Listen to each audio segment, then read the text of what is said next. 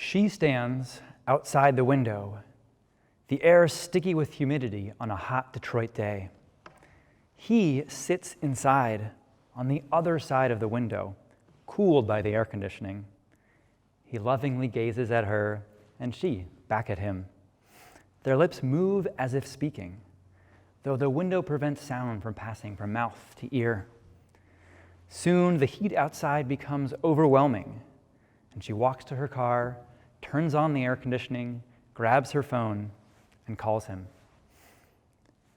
For nearly 70 years, my grandparents enjoyed each other's company every single day. Even when my grandfather, Zadie as I call him, moved to a nursing home 3 years ago, my grandmother, Bubby, spent nearly every hour of daylight with him. Now, she ends each day by driving home before dark, entering her large home filled with memories and emptied of company. Now, a glass window and a dangerous virus keep them apart. I am so lonely, Bubby recently shared with my sister. Each spends their days drifting in a sea of loneliness. Last year at this time, we re-entered temple and reunited with faces we hadn't seen in a year. We waved and said hello to each other. This year, even as we are together virtually, we may be feeling more isolated. You may be participating in services alone for the first time. Whether you are living alone or are an overwhelmed parent, whether you postponed a wedding or missed a loved one's funeral, whether you are far from family or friends, so many of us are feeling isolated and lonely. As we endure the pandemic of COVID-19, the pandemic of loneliness continues to spread. Before COVID, a 2018 survey found that 22% of adults in the U.S. struggle with chronic loneliness. A recent study found that since lockdown began, 1/3 of American adults report feeling more lonely than before. Another study found that number to be 47%. People who struggle with loneliness have a greater risk of cardiovascular disease, dementia, and depression. Lonelier people may even live shorter lives. That's us. Yom Kippur demands we acknowledge that our lives may end before we are ready, and we have the power to change our fate.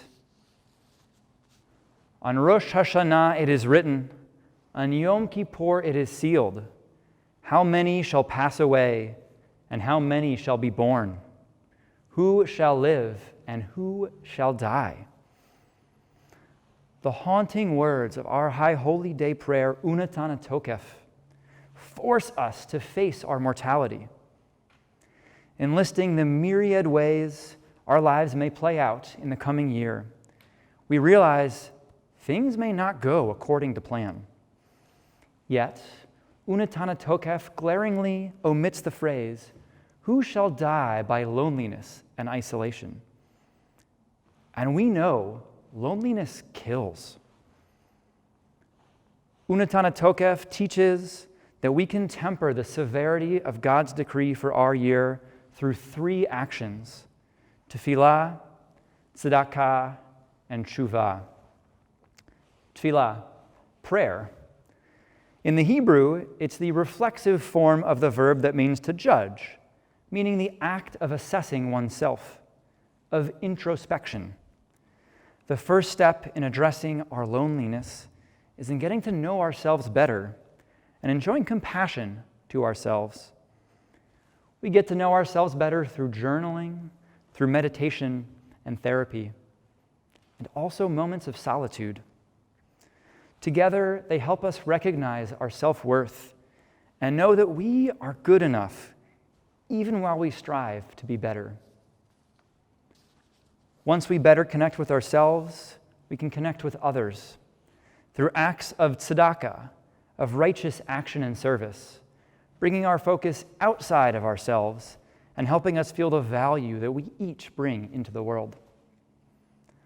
Tzedakah could look like reaching out to a neighbor or a relative who may be struggling, or sending a meal to a busy parent, or being totally present for someone over the phone.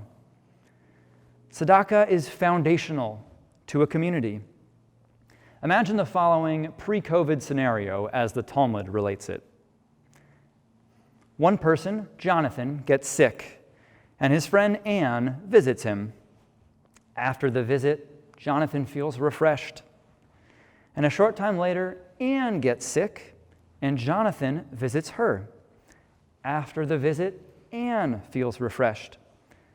If Jonathan and Anne each had the power to heal the other, the Talmud asks, how come they couldn't heal themselves? Because the Talmud tells us the prisoner cannot free themselves from jail. Especially when it comes to loneliness, we need the help of others. A community relies on the reciprocal support of its members. How can we be the Jonathans and the Annes for our community? You can invest yourself in our community.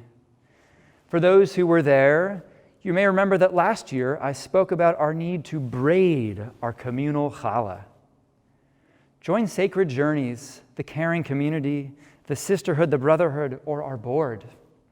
Get involved in our social justice and social action work.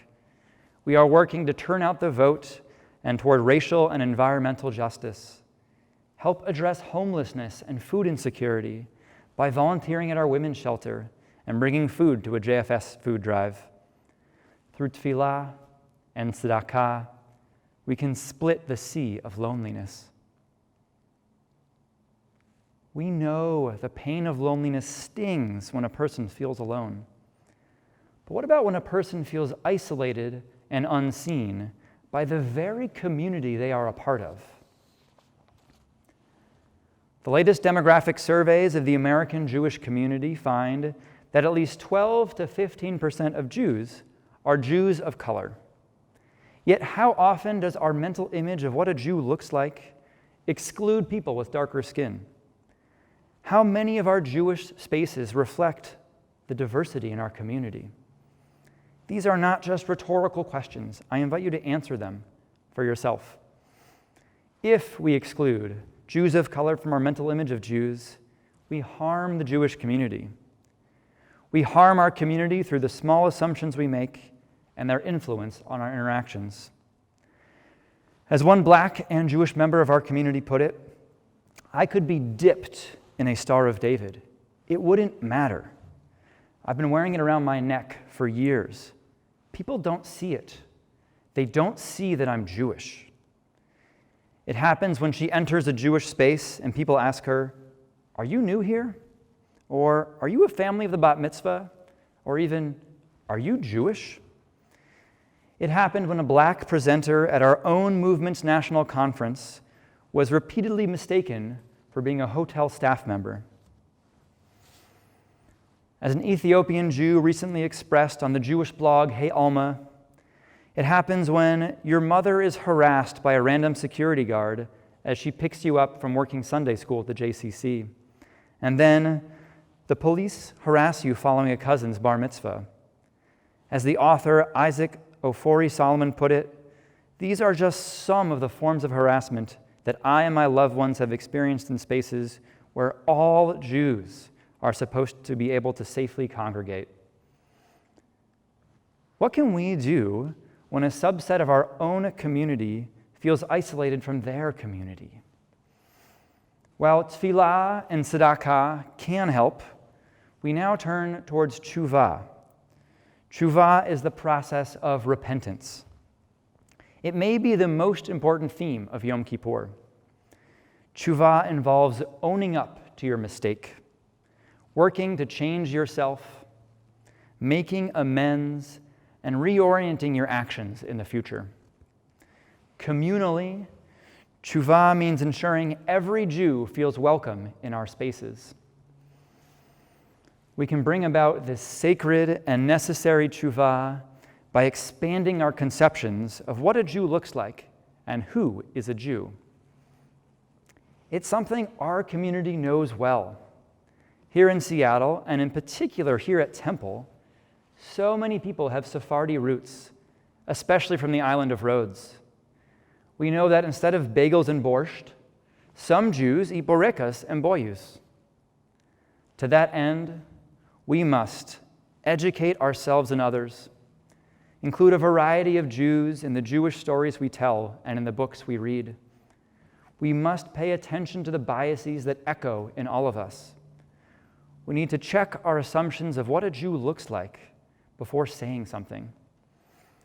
We must work as a community to make our spaces at Temple more welcoming to a variety of people, including Jews of color. Join our racial justice task force in this effort. Imagine a world where every Jew and every Jew-curious person feels welcome and safe in our spaces. Imagine our mental representation of a Jewish person reflecting the beautiful tapestry of all Jews. Truly seeing who is in our community and treating them with love, care, and safety is the antidote to isolation and can bring about the end to loneliness. Loneliness and isolation are a deadly pandemic, but tefillah, tzedakah, and tshuva temper the harshness of the decree.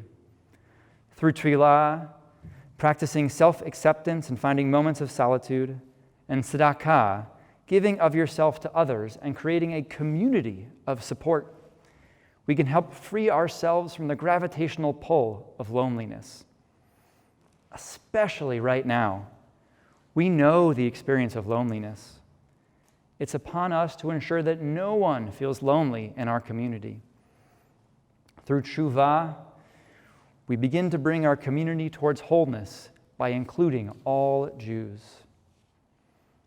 On Rosh Hashanah it is written, "Today on Yom Kippur let it be sealed. This year may we treat ourselves with compassion, build connections with others, and learn to see and appreciate our diverse Jewish community as we ride this challenging wave together."